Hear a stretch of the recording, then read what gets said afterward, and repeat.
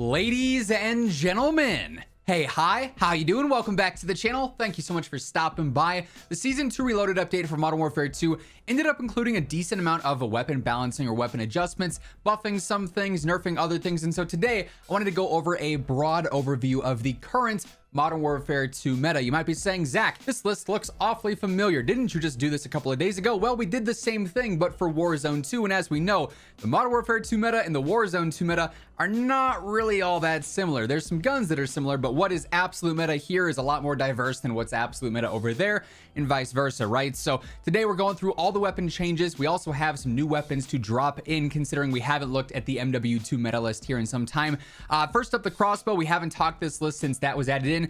This is a pretty easy drop though. I mean, it's a niche weapon. It's certainly very fun to use. It can be very good if you are a super accurate player, but at the end of the day, it is a crossbow. It takes 9 years to reload. You miss your shot, you're probably going to end up getting taken out. It is a niche weapon when it comes down to it.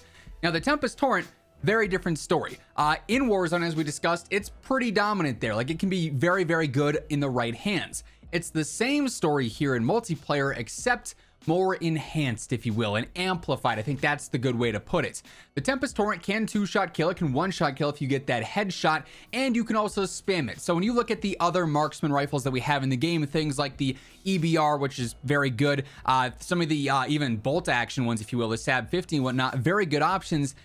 The Tempus Torrent is right up there with them. I don't know if I would say it is full-on absolute meta. It does take sniper ammo, so you're somewhat limited by that. But when it comes down to it, this thing is very, very strong. And if you can spam it fast, and if you are accurate with it, other players just aren't really going to stand a chance. It really does feel like it's more of an enhanced FTAC recon, if you will. So definitely a very dominant weapon. Now let's get into some of the actual weapon adjustments that were made, because there were several significant ones here. So first up, the RAL got a lot of nerfs, as we previously discussed. They nerfed its far damage, or its long range damage, its headshot damage, its upper torso damage. They really added a lot of recoil to it, and for whatever reason, they buffed the close range damage, where it's not really even a competitor because it is so dang heavy.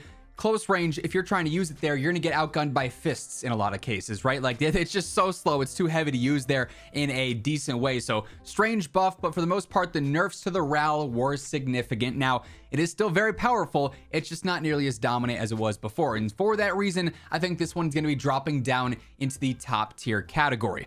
It is still very good, but it is nowhere near being that top tier meta weapon that it was before this update. The RPK is going to be kind of the same deal, dropping this one down into the top tier area. They ended up nerfing its velocity even more, and then also its walking speed, so it's going to be a little bit slower than when you are ADSing compared to what it was before. So again, it's just received a lot of nerfs over time now. The past couple of updates have all targeted the RPK, making it a lot less effective at what it is really good at, which before was being the #1 gun, and that's just not the case anymore. Still very good, not absolute meta. The Sakin, actually just gonna stay right where it's at for multiplayer here in top tier. It got a slight range nerf, but for multiplayer, it's still gonna be very reliable, very consistent, right up there with all the other LMGs. This is a fun one. The MX9 actually got a mid-range buff to make it even more effective in that area in specific. It's already very good up close, can even be used in some long range, although most of the subs, they drop off pretty severely there. Only reason you'd even remotely be able to use it in a gunfight past, 40 or 50 meters is because it's so low recoil.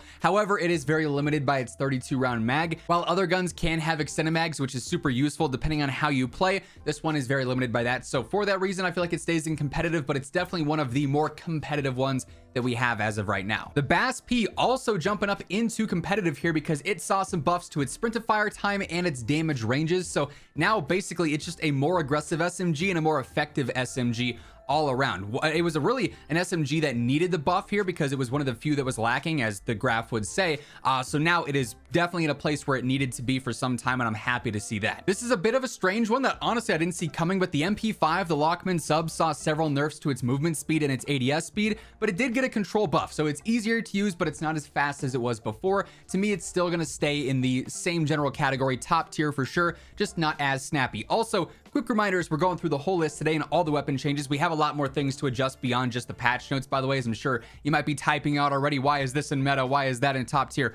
We're getting there, trust me. But Quick reminder, if you guys are new here, every single day I'm your one-stop shop for the meta, for the latest news and updates, leaks, rumors, everything going on in COD. So feel free to hit that subscribe button to stay up to date. And if you guys enjoyed the video, let me know by dropping a like on it. Would be really appreciated. Now, the PDSW, the P90, basically just got cleaner iron sights. That was the only change with this update, but I think it's pretty clear right now that the P90 is one of the top tier SMGs in the game. So we're gonna move this one up preemptively. This is one that I was gonna talk about anyways, but forgot there was the minor change to that with the iron sights, so those will be a little bit easier to use. But yeah, the P90 as of late, absolutely frying because of all the changes they've made to some of the other SMGs in the game. So that's definitely solid there. The Vel 46, this is another one that for the time being, I'm gonna jump up to top tier. We'll talk more on these in just a bit once we go through all the patch notes, but they ended up buffing the close range damage in the 30-round mag. So its most aggressive mag is now going to be even more aggressive, and its best damage range is now going to be even better. So a significant buff there. Now, the broadside obviously should have been an absolute meta before this, just because we haven't looked at this list in quite some time. It wasn't up there, but it was severely broken before the update. The nerf was all right, but it wasn't enough to knock it down much. It's still a top tier shotgun, the best shotgun in the game at the moment. The fire rounds, the 25-round drum, still very viable, still very dominant, and still very annoying. And then the final two updates from the Season 2 Reloaded update are the exact same for the Bryson 800 and the 890, which I say we can pretty much put right next to each other now. The slug rounds got a headshot buff. So if you're using slugs, you're pretty much always going to one-shot kill if you hit that headshot. So that's cool, but these other shotguns really aren't all that great. Now, while this list is solid for the most part, there are some things that need to be adjusted. The Fennec got to drop down into the top tier category. The nerfs that we've seen to this over the past couple of weeks certainly brought it down from the absolute meta area. So we're gonna bring that one back in line with where it definitely needs to be. There's also a couple other things here. Lockman 556 absolutely is a top tier choice. Pretty much all the rifles right now are super well balanced. We also got to bring the Vosnev up to absolute meta. Clearly the Vosnev and the TAC 56 are the go-to options for ranked play. A lot of the pros, they're top choices for a reason. So I feel like those two absolutely belong in the meta category. I am going to drop the M13 down into top tier as well. Its buffs that it got recently also nerfed it some over long range, so it wasn't as good after the Season 1 Reloaded update, I believe. So we are going to bring that one down. Still solid for multiplayer because the TTK is so fast, but I'd be taking the Hemlock over that, the TAC 56 over that, M4, so on and so forth. And I'm not going to lie, when I look at this list, there's a few things in particular that I think have to be adjusted even more than what we already did with them. The Vel and the PDSW, the P90, both of these right now are just so good with their movement. Both of them have fantastic movement speeds, especially the P90. They're low recoil, each of them as well. And they have fantastic TTKs because they really haven't been adjusted in any negative ways. Wow, the Fennec's been nerfed. The Lockman's been nerfed. Other SMGs have fallen off some. These are really shining right now for that. So obviously when it comes to multiplayer, it's a much more broad and diverse meta because the TTK is so fast. We have so many guns that are really good right now. Whereas in multiplayer, you know, a lot of these options in top tier, because they are not as heavy hitting as some of the better options, would be in competitive instead. But with low health, you don't really have to have crazy damage. So long as it's accurate and so long as it's aggressive and easy to use, I mean, they're going to be great choices. Things like the STB, the Cast-Off, the Tempus Torrent, the EBR. You got a lot of good choices here for off-meta stuff. Also, though, the TAC V, got to bring that one down. I just noticed that one was actually in top tier here.